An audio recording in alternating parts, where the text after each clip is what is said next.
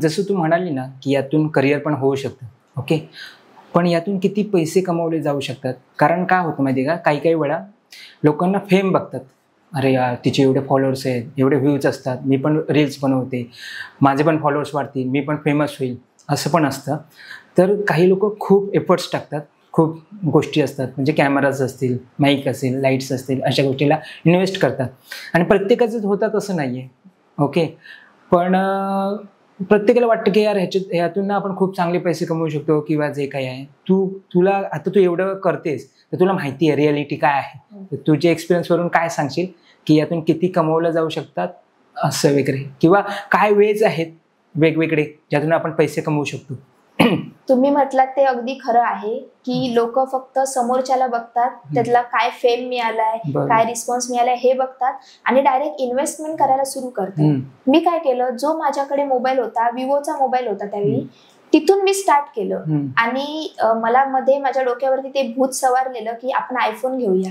पण माझ्या घरातल्या समंजस लोकांनी मला सांगितलं की आधी तू यामध्ये स्टेबल हो आणि मग आयफोनचा विचार कर. आणि माझं असं नाही, देखाव्यासाठी मी करतही नाही, अजूनही मी अँड्रॉइड मोबाईलच यूज करते, फक्त शूट साठी आयफोन यूज करते. तर दिखाव्याचा काही प्रश्नच नाहीये. पण लोक दिखाव्याच्या मागे जाऊन किंवा जे फेम मिळालंच नाहीये त्याच्या मागे जाऊन मोठी इन्व्हेस्टमेंट करून ना फसून बसतात. बरोबर.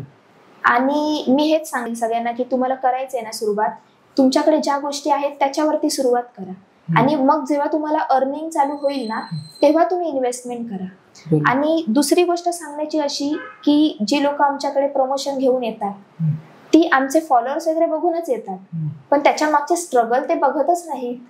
आता 1-1.5 मिनिटाचा आमचा व्हिडिओ बघतो, पण तो व्हिडिओ करण्यासाठी मागचे 2 दिवस धावपळीत जातातच आमचे, करायचे म्हटल्यावर, आणि पुन्हा तो अख्खा दिवस सुद्धा जातो शूट मध्ये. आणि तेव्हा ते जेव्हा लोकांपर्यंत पोहोचतं, लोकांना आवडतं, तेव्हा लोक आम्हाला फॉलो करतात. आणि ही जर्नी किती वर्षाची आहे, यामध्ये स्ट्रगल आहे, आमचा वेळ आहे, मेहनत आहे. आणि नाही म्हटलं तरी आयफोन वगैरे महाग असल्यामुळे ती इन्व्हेस्टमेंट सुद्धा आपण पकडूच शकतो आहे म्हणून. मग ती लोकांना विचार नाही करत बोलताना की त्यांना आम्ही एखादं आमचं सांगितलं ना आमचे एवढे एवढे चार्जेस आहेत, आणि असं नाही, आम्हाला माहिती आहे की ग्रेड 1 सिटी नाहीये ही, त्यामुळे लोकांना किती चार्जेस सांगायचे ते मिनिमम आम्हाला माहिती आहे, त्याप्रमाणेच सांगतो. तरीही त्यांना ते पटत नाही, ते म्हणतात की नाही आम्हाला एवढे जमणार नाही. पण माझं म्हणणं असं आहे की तुम्ही थोडा आमचाही विचार करा ना की आम्ही किती स्ट्रगल केलंय त्याच्यामध्ये.